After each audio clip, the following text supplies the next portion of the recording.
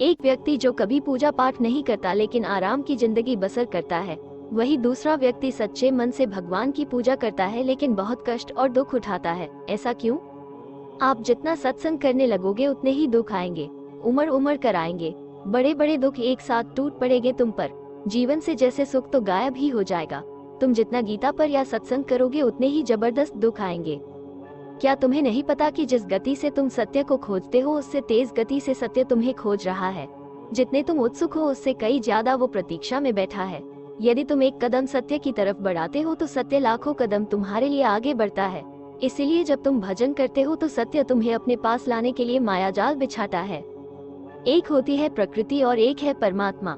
जब तुम सत्य की तरफ दौड़ पड़ते हो तो प्रकृति बीच में आ जाती है, विधि का विधान बीच में आ जाता है। विधि का विधान किसी को नहीं बख्शता।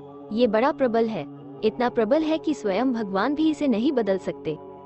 परंतु भगवान तो प्रतीक्षा कर रहे हैं। जब से तुमने सत्संग शुरू किया तब से ही वे तैयार हो गए हो, वो आने वाला है। परंतु जब उसके पीछे देखते हैं तो पता चलता है अभी तो उसके कर्मफल बाकी है। जो उसने किसी को चोट दी वो वापस लेनी ही पड़ेगी, प्रकृति का नियम है ये। इसीलिए भगवान मायाजाल बिछाते हैं। वे उसे बड़ा सटीक बिछाते हैं जिससे तुम प्रकृति से जल्दी ही मुक्त हो जाओ। वे समस्त कर्मों के फलों को एक साथ एक ही जीवन में देना शुरू कर देते हैं ताकि तुम्हें अगला जन्म नहीं लेना पड़े। एक ही जन्म में वो सारे दुख देते हैं जो अगले जन्मों में मिलने थे। इसलिए दुखों का पहाड़ टूट पड़ता है। उधर से दुख देते हैं और इधर से तुम्हें सहन शक्ति देते हैं ताकि तुम उन्हें जल्दी ही पार कर लो। तुम जल्द ही पार करके उनके पास चले जाओ, वरना ये दुख तो तुम्हें अगले कई जन्मों में मिलते रहते और तुम यही भटकते रहते। पर अब उसने देख लिया और अब वह ध्यान रख रहा है तुम्हारा। तुम्हें दुख दे रहा है ताकि प्रकृति जल्द ही भेज दे तुम्हें। इसलिए तुम जितना सत्संग करोगे उतने जल्दी ही कर्मफल के दुख आएंगे और तुम इसी जीवन में भोग कर प्रकृति से परे चले जाओगे। सन 2005 के लगभग की बात है। एक स्वामी जी थे, बड़े गजब थे। एक दिन उनको किसी छोटे से कीड़े ने गले में बड़ी दिक्कत कर दी। उनके भक्तों ने अमेरिका से इलाज करवाने की सलाह दी। वे नहीं माने, कहने लगे जो होना है वो हो जाएगा। परंतु भक्त कहाँ मानते। स्वामी जी जबरदस्ती अमेरिका भेज दिया। उन्होंने बहुत मना किया पर भक्त एक न माने। ऑपरेशन शुरू हुआ। कई प्रयास के बाद डॉक्टर ने वो कीड़ा निकाल दिया। स्वामी जी डॉक्टर को कहा कि वो कीड़ा दिखा दो मुझे। डॉक्टर ने दिखा दिया। अब स्वामी जी कहने लगे कि अब इस कीड़े को वही डाल दो जहाँ पर ये पहले था, मेरे गले में। डॉक्टर बड़े हैरान हुए, ये क्या कहते हो, मरना चाहते हो? स्वामी जी बड़े मुस्कुराए और कहा कि इससे पिछले कुछ जन्मों के कर्म जुड़े हुए हैं, ये उसी कर्म का फल देने आया है।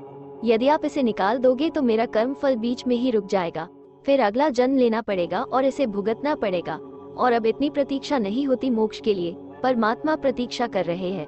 यदि एक जन्म और लिया तो वे मेरे लिए व्याकुल हो जाएंगे।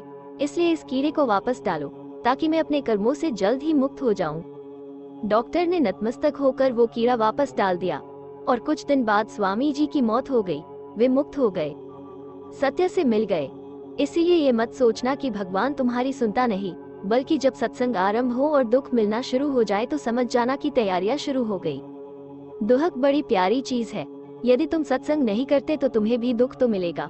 वो दुख तुम्हें बार बार सत्य की तरफ बढ़ने के लिए प्रेरणा देगा। तुम यदि छोटे दुख से नहीं समझोगे तो बड़ा दंड मिलेगा। इसलिए दुख के इशारों को समझो।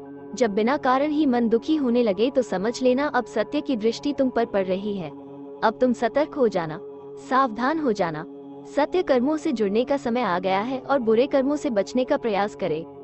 व्यक्ति जो कभी पूजा पाठ नहीं करता है फिर भी आराम और सुखमय जीवन व्यतीत करता है।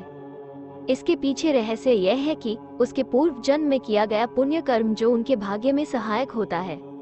और जिस दिन पुण्य कर्म समाप्त हो जाती है और पाप कर्म की शुरुआत होती है, उसी दिन से उसका विनाश भी शुरू हो जाता है। अर्थात जब तक उसके पुण्य कर्मों को भोगने के दिन थे भगवान ने उसे वो भोग विलास दिया, और जैसे ही उसके पुण्य कर्मों की समाप्ति होती है उसका दुर्भाग्य शुरू हो जाता है। उसके द्वारा किए गए पापों का दंड भी उसे भोगना पड़ता है। इसी प्रकार भगवान न्याय करते हैं। किसी भी व्यक्ति को उसके अधिकारों से वंचित नहीं किया जा सकता है।